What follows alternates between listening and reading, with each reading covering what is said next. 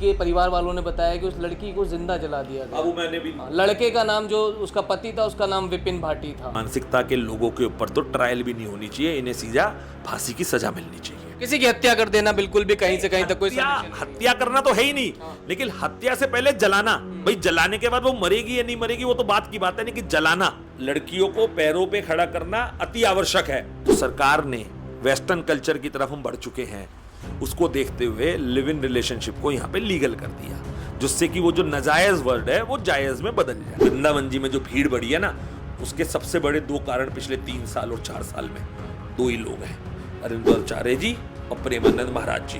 प्रेमानंद महाराज जी बोलूँगा क्योंकि वो प्रेमानंद महाराज जी हैं, दुनिया उन्हें संत मान रही है, दुनिया उनको राधा कृष्ण से भी ऊपर मान रही है। लिव इन का मतलब कोई ये थोड़ी है कि physical relationship is live in. दो दोस्त होते हैं, एक लड़का और लड़की का दोस्त नहीं हो सकते, चाहे लड़का हो या लड़की हो। जब वो अपने शहर से बाहर आके रह रहे हैं तो उनको फ्लैट लेकर के ही क्यों रहना है, वो हॉस्टल में क्यों नहीं रहना चाहते। नमस्कार साथियों, मेरा नाम है विशाल शर्मा अपनी आवाज से, और मैं आज आप पहुंचा हूं दीपक गुप्ता जी के पास में, और इनसे जानेंगे जो अभी हमारे देश में एक कंट्रोवर्सी चल रही है। प्रेमानंद महाराज और अनिरुद्धाचार्य महाराज जो है, जिनके शब्द है कुछ बोले गए थे, उस पर कुछ बातें जो है कंट्रोवर्सी वाली आ गई हैं कि उस पर इनका क्या मानना है। नमस्कार दीपक जी, कैसे हैं आप? राधे राधे विशाल जी। राधे राधे विशाल जी, देखिए ऐसा है, जहाँ तक बात है अनिरुद्धाचार्य जी की, तो अनिरुद्धाचार्य जी को किस्मत है उनकी कि उनको वृंदावन वास मिल गया, ठीक है। रही बात उनके द्वारा कही भी बात को, तो उनके जो शब्द थे, जो शब्दों का चयन था, वो बड़ा ही मतलब मैं उसके लिए मैं कोई शब्द नहीं कह पाऊंगा कि वो कितने भद्दे शब्द थे। किसी भी औरत के लिए, किसी भी औरत मातृ शक्ति के लिए ऐसे वर्ड का यूज़ करना कि कहाँ कहाँ से क्या क्या करके आ जाती हैं, ये बात सही नहीं है। हाँ, लेकिन उनका अगर मन का भाव जो था वही था जो आज इस देश की एक बहुत बड़ी समस्या है। तो लिविंग में भी प्रॉब्लम है। देखिए, लिविंग में जो प्रॉब्लम है, या जो आज की डेट में लड़कियों के लिए उम्र को लेकर के उन्होंने जो कहा, शादी की उम्र को लेकर के जो कहा, मेरे हिसाब से जो उनको कहने का एक तरीका होना चाहिए था। अगर उनके मन की वो पीड़ा थी, जो आज मेरे मन की भी पीड़ा है, आपके भी मन की पीड़ा हो सकती है, हर माँ बाप के मन की पीड़ा है, इस देश की बहुत बड़ी पीड़ा है कि हमें नारी को सशक्त बनाना बहुत ज़रूरी है, उसको पैरों पे खड़ा करना बहुत ज़रूरी है। क्योंकि हमारे पिछले 50 साल का इतिहास रहा कि पहले की औरतें, 50 साल पहले, 60 साल पहले की जो औरतें होती थीं, उन्हें पढ़ाई लिखाई नहीं कराई जाती थी, तो वो कहीं ना कहीं अत्याचार भी सहती थीं, और उनके घर में कभी दिक्कत आ गई तो वो अपने आदमी या अपने हस्बैंड के संग कंधे से कंधा मिला के खड़े नहीं हो पाती थी। तो उस चीज़ को देखते हुए हमने धीरे धीरे समय के हिसाब से परिवर्तन करा।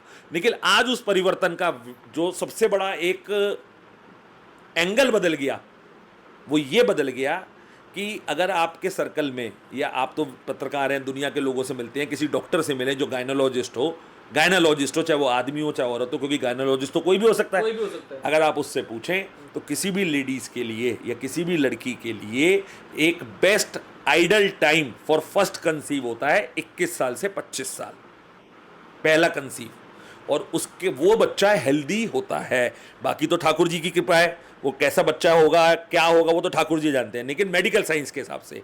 और उसके बाद जो दूसरी कंसीविंग है उसी लेडी के लिए, वो 25 साल से 30 साल है। लेकिन आज हमारे इस समाज में लड़कियों को पैरों पे खड़ा करने के लिए और उनको नौकरी की आज़ादी, फिर मैं एक वर्ड यूज़ कर रहा हूँ, आज़ादी, लड़कियों को पैरों पे खड़ा करना अति आवश्यक है। चाहे वो मेरी बेटी हो, चाहे मेरी बहन हो, चाहे वो किसी की बहन बेटी हो, चाहे वो मेरी पत्नी क्यों ना हो। मैंने अपनी पत्नी को अपने घर में आने के बाद ग्रेजुएशन पूरी कराई, एनटीटी का कोर्स कराया, ऐसा तो नहीं कराया, लेकिन उसको टीचिंग जॉब जब कराने की बात आई कि लोगों ने उसको कहा कि भाई तुमने एनटीटी कर ली, टीचिंग की जॉब करो, उसने मेरे से कहा, मैं कहा देखो, अगर तुम्हें पैसे कमाने के लिए पढ़ना है, जाना है जॉब पे, तो हमें नहीं भेजना, लेकिन अगर तुम्हें अपनी शिक्षा को बांटना है तो यहाँ पे क्लस्टर में बहुत गरीब बच्चे हैं, उन्हें जाओ और पढ़ाओ, अपना समय भी व्यतीत करो और उनको पढ़ाई का, शिक्षा का आदान प्रदान करो।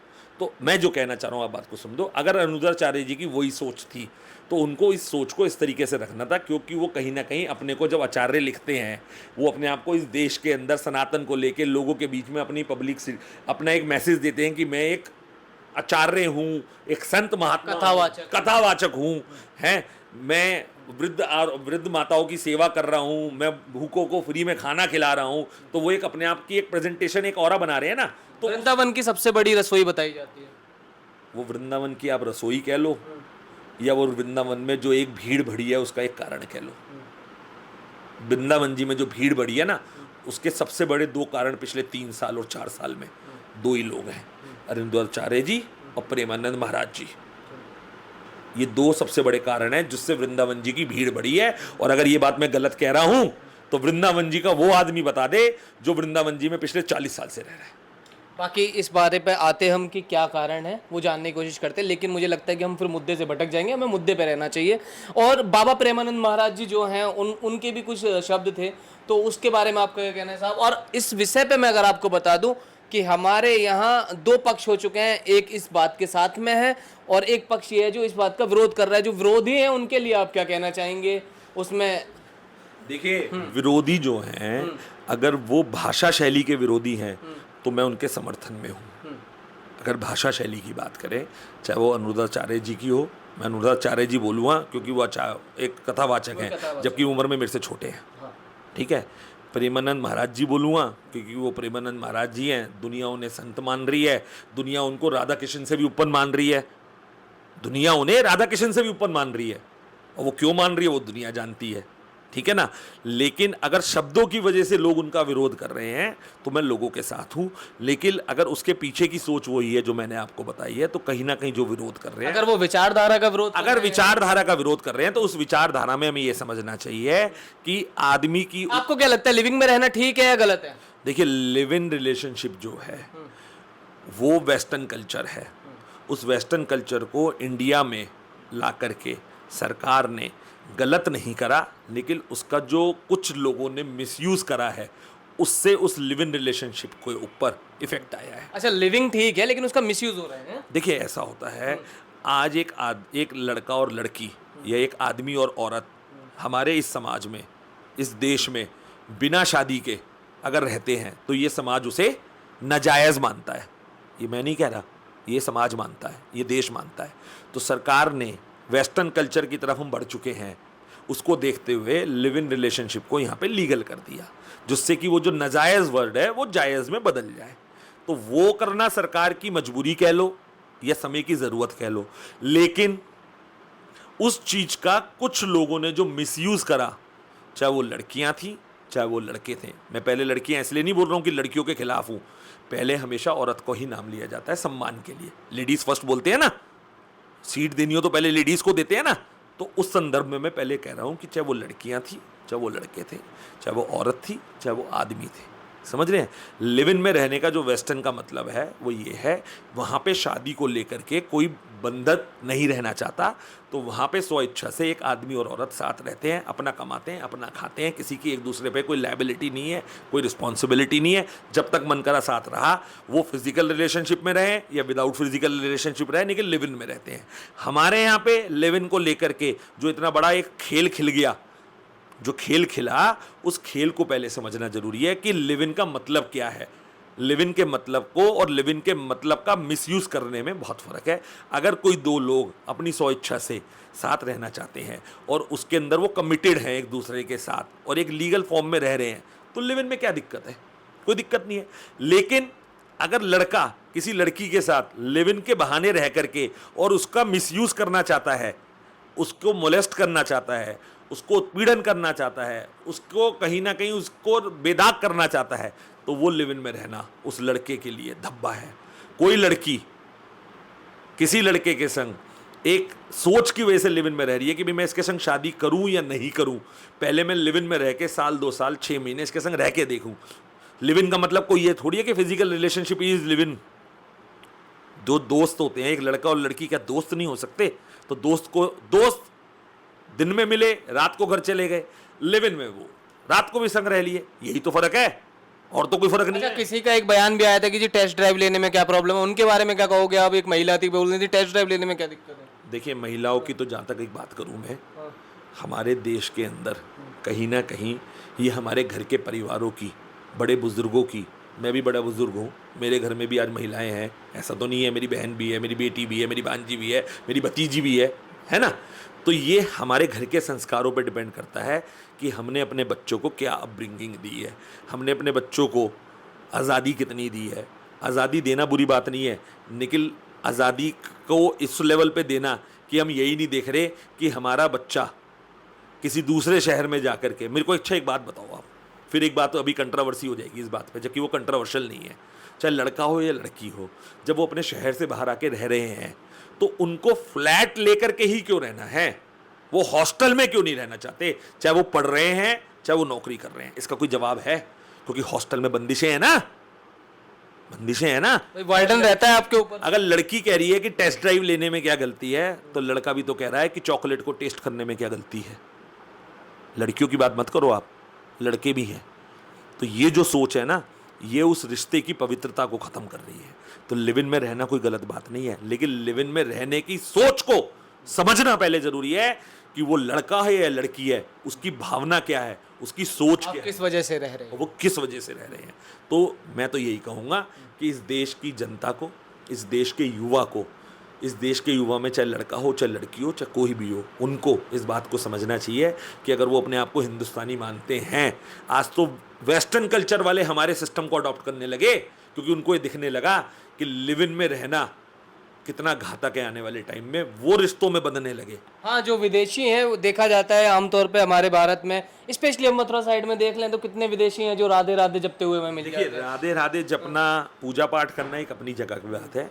मैं दूसरी बात कह रहा हूँ कि विदेशों के अंदर 15 साल के बच्चे को घर से बाहर छोड़ दिया जाता है, do whatever you want to do. और हमारे यहाँ 42 साल के बच्चे को भी घर में रखते हैं, मेरा बेटा, मेरी बेटी, मेरे को पुचकारना है, समझ रहे हो। तो जब हमारे यहाँ आज भी वो कल्चर है तो हम ड्यूअल पर्सनैलिटी में क्यों रहना चाहते हैं। आज़ादी का मतलब ये थोड़ी है कि आप अपने आत्मसम्मान से खेलो, अपनी इज्जत से खेलो, दूसरे की इज्जत से खेलो, दूसरे के आत्मसम्मान से खेलो। मैं फिर कह रहा हूँ, लिव इन का मतलब ये है कि दो लोग कुछ टाइम संग रह करके एक दूसरे को समझे, उसकी विचारधारा क्या है। दोनों के विचारधाराओं को समझे, उसके बाद अगर वो आगे उनको सही लगता है तो शादी के बंधन में जाएं। क्योंकि आज की डेट में आप जितने भी कोर्टों में चले जाओ, डिस्ट्रिक्ट कोर्टों में चले जाओ, हाई कोर्ट और सुप्रीम कोर्ट छोड़ दो, तो सबसे ज़्यादा मैटर फैमिली डिस्प्यूट्स के हैं, डाइवोर्स के हैं। उनके पीछे जो एक कारण है वो ये भी है कि लड़का और लड़कियों में आज की डेट में समाई खत्म हो चुकी है। इस बात पे मेरे को एक अचानक से एक घटना याद आ गई दीपक जी, बड़ी ही दिल दहलाने देने वाली घटना है। ये घटना ग्रेटर नोएडा की है। ग्रेटर नोएडा में एक गांव लगता है सिरसा। सिरसा गांव में दूसरे गांव जो रूपवास है वहाँ की लड़की ब्याही हुई है। तो बताया ये जाता है कि उसकी वीडियोस भी हैं और उस लड़की को बताया गया है, जो लड़की के परिवार वालों ने बताया कि उस लड़की को जिंदा जला दिया गया। अब मैंने भी न्यूज़ ये जिंदा जला दिया गया। अभी देख रहा हाँ, लड़के का नाम, जो उसका पति था उसका नाम विपिन भाटी था, और बताते थे वो शराब पीता था, मारपीट करता था, दहेज की डिमांड करता था, और ऐसा हो गया। ये मतलब दिल को दहला देने वाली चीज़ है जब हमारे समाज में एक ऐसी चीज़ हो जाती है। ये तो आप आज बता रहे हो, मेरी मौसी को आज से 40 साल पहले जला दिया, ठीक है। तो हमारे समाज में ये आज कोई नई चीज़ नहीं है। मैंने फिर क्या बोला, ये मानसिकता की बात है, मानसिकता की बात। आदमी औरत को जला रहा है या आदमी का परिवार वाला औरत को जला रहा है, ये उसकी मानसिकता है। लेकिन जो लड़कियाँ किसी निर्दोष लड़के को या उसके परिवार को इन कानूनों के चक्कर में फंसा रही हैं, वो भी तो गलत है। हाँ, कानून का लूप होल ढूंढ। तो सिक्के के दोनों पहलू देखो आप, ठीक है ना, कानून का जो मिसयूज हो जाता है। हाँ, दोनों पहलू देखो। तो मानसिकता की बात है, सारी की सारी लालच और मानसिकता की बात है। अब उस लड़के से कोई पूछे तूने जला के कौन सा बहुत बढ़िया काम कर लिया भाई, अगर तेरे को उसके संग नहीं रहना था तो अलग हो जाता। जलाना क्या, हाँ, जलाने से क्या हुआ, जलाने से उस लड़की को तो कष्ट हुआ और जिंदगी तेरी खराब हो गई। उसको कष्ट देना है ना, इससे अच्छा तो गोली मार देता। मैं तो फिर ये कहूंगा, गोली मार देता ना, जब तुझे मारना ही था तो उसको ऐसी मौत देता ना जिसमें उसे कष्ट नहीं होता। आपको पता है एक उंगली में अगर हल्की सी लौ के ऊपर रख दो तो कितनी जलन होती है। ये हमने महसूस करा है। उसको जिंदा जला दिया, हमारी मौसी को जिंदा जलाया था हमने। उन मौसी को हमारी ठाकुर जी ने, और आपने वो वीडियो अगर देखी हो, वो वीडियो में देख सकते हो आप वो कि महिला वो कैसे चीख पुकार कर रही है। देखो वो वीडियो भी मैंने नहीं देखा है, लेकिन मैंने न्यूज़ में देखा था शॉर्टकट में। लेकिन मैं फिर कह रहा हूँ, ये जो मानसिकता है ना, चाहे वो आदमी की हो चाहे उसके परिवार की हो, इस मानसिकता के लोगों के ऊपर तो ट्रायल भी नहीं होनी चाहिए, इन्हें सीधा फांसी की सज़ा मिलनी चाहिए। ये जो हमारे देश का कानून है ना, इस कानून ने ही बहुत सारी चीज़ों को बढ़ावा दे रखा है।